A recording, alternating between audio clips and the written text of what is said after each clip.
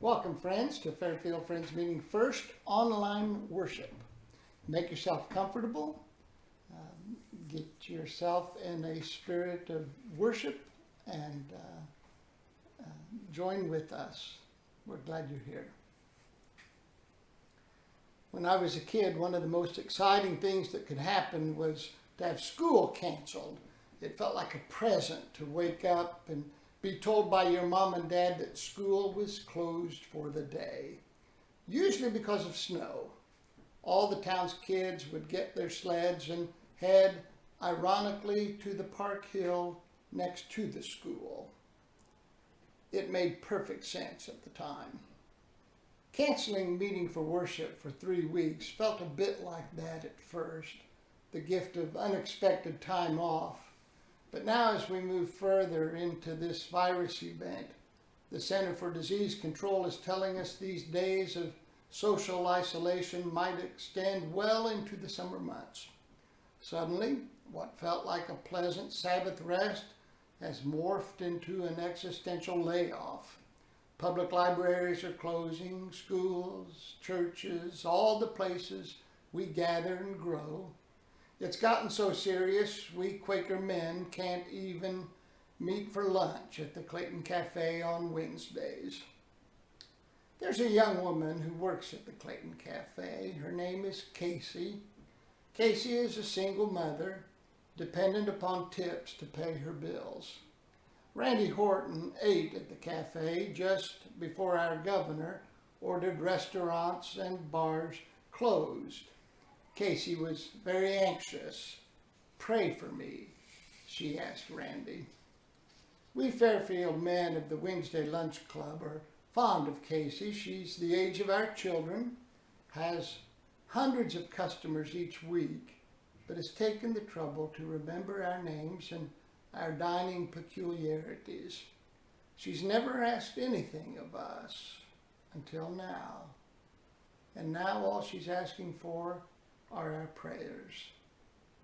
Those men of the Fairfield Lunch Club are good men, all of them, not a stinker in the bunch. So they're praying, but they're also figuring out a way to help Casey make up the income she's already losing. There are millions of Caseys in our nation right now. When one considers the scope of need, it seems overwhelming, and it becomes tempting to sit on our hands and do nothing. I love the story of the little girl walking on the beach with her grandfather, and they came upon a strange phenomenon. Thousands of starfish washed up on the beach. The little girl stopped, bent down, picked one up, and placed it back in the water. The grandfather said that was nice, but saving just one starfish wouldn't matter. The little girl said, "Well, Grandpa, it'll matter to that one." And that's where we're at now, friends. And our choice is the same choice that little girl faced. We can either despair and do nothing, or we can start carrying the starfish back to the water. We can check on our neighbors and friends. We can make runs to the grocery store for those who can't. We can cook a meal for them, help them cover their rent or their mortgage, pay an electric bill, heck, maybe even go all out and loan folks a roll of toilet paper. In the church, we call that sacrificial giving. My mother-in-law, Ruby Apple, was born smack in the middle of the 1918 flu epidemic and told me stories her mother used to tell her when she was just a little child. The enduring lesson was this: the ones who came out with their spirits intact were the ones who helped, the ones who shared, the ones who gave.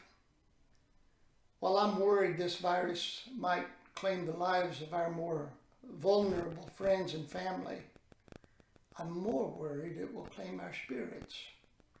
I'm more worried we'll become mistrustful, selfish, greedy, and self-absorbed.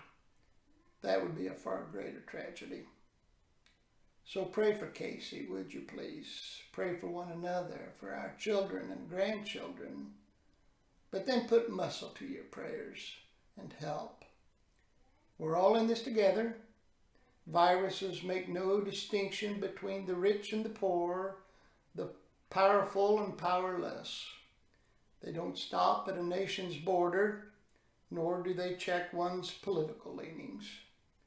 In times like these, we save ourselves by saving others. Meeting for worship might be canceled, but life isn't. This is still a time for us to learn and grow. The lessons continue, and now we're being tested. Let's hope we pass.